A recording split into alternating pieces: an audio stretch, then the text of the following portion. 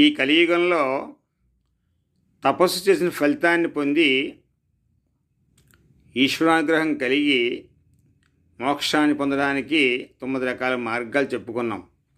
నవవిధ భక్తులు, అందులో మొదటిది శ్రవణం, రెండవది కీర్తనం, మూడవది స్మరణం, నాలుగవది పాదసేవనం, ఐదవది అర్చనం.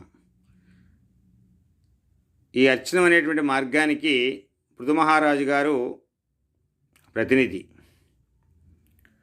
అర్చనం అంటే స్వామివారిని పూజించడం. ఎలా పూజించాలంటే ఆ స్వామిని భక్తి శ్రద్ధలతో పూజించాలి. ఫలం పత్రం పుష్పం తోయం యో మే భక్త్వా ప్రయచ్చతి అంటాడు గీతాచార్యుడు. నువ్వు భక్తితో ఆయనకి ఫలాన్ని పెట్టేవా, పత్రాన్ని పెట్టేవా, పుష్పాన్ని పెట్టేవా, నీళ్లు పోసేవా అనే దాంతో సంబంధం లేదు. నువ్వు భక్తితో సమర్పిస్తే ఆయన తింటానని చెప్తాడు, ఆయన స్వీకరిస్తాడు. అలా భక్తి పారవశ్యంతో మీ మనసును నిలబెట్టి ఈశ్వరుడు పాదపద్మముల యందు మనసును లగ్నం చేసి పూజ చేయటం అర్చనం. ఎలా పూజ చేయాలి అలా పూజ చేయడం అర్చనం. అంతేగాని యాంత్రికంగా పూజ చేస్తే అర్చనం కాదు. 2 అగరత్తులు పెట్టే చోట 4 అగరత్తులు, 2 పుష్పాలు పెట్టే చోట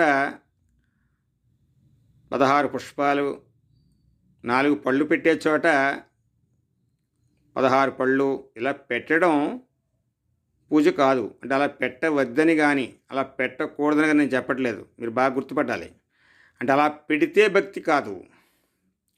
మీరు భక్తితో పూజ చేస్తే భక్తి, అది అర్చనం. మీరు భక్తి పారవశ్యంతో పూజ చేస్తే అది అర్చనం.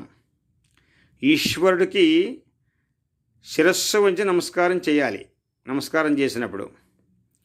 అంతేగాని ధ్వజస్తంభంలో నిలబడి చేయకూడదు. అలాగే ఒంటి చేతితో నమస్కారం చేయకూడదు.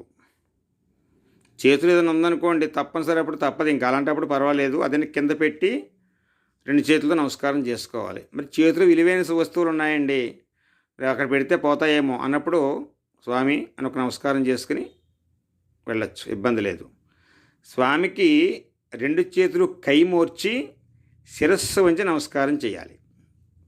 అలాగే భక్తితో పూజ చేయాలి. స్వామివారు పాదాలు దగ్గర మీరు పుష్పం వేస్తున్నప్పుడు ఆ పుష్పం ఆయన పాదాల మీద వేస్తున్నప్పుడు మీరు దర్శనం చేయాలి. అంటే ఆయన పాదాల మీద పుష్పం పడినట్టు, ఆయన చిరునవ్వు నవ్వినట్టు మీరు దర్శనం చేయాలి. అలాగే మీరు ప్రసాదాన్ని ఆయన నైవేద్యంగా పెట్టినప్పుడు ఉపచారం ఉంటుంది. ఆ ఉపచారం ఏంటంటే ప్రసాదం సమర్పయామి అని, మధ్యే మధ్యే పానీయం సమర్పయామి అని ఉపచారం. అంటే స్వామి అయితే అమ్మవారు అంత త్వరగా తినకండి, అంత త్వరగా స్వీకరించకండి, పొలమారుద్ది వెక్కిళ్ళు వస్తాయి.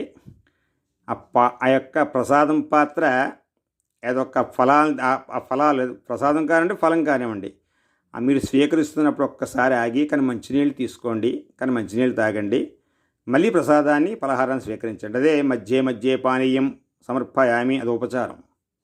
అలా మీరు ప్రసాదం పెడితే ఆయన తింటున్నట్టు, మీరు మధ్యే పానీయం అన్నప్పుడు, మధ్యే పానీయం సమర్పయామన్నప్పుడు ఆయన ప్రసాదం పాత్ర అక్కడ పెట్టి ఆయనకన్నా మంచినీళ్ళు తాగినట్టు మీరు భావన చేస్తే అది భక్తి. అలా భక్తితో భావన చేసి ఆయన్ని పూజిస్తే అది అర్చనం. అలా అర్చిస్తే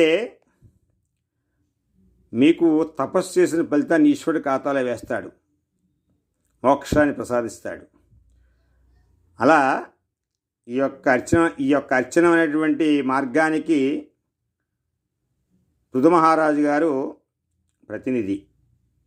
సర్వేజన సుఖినో భవంతు, సమస్త సన్మంగళాని భవంతు,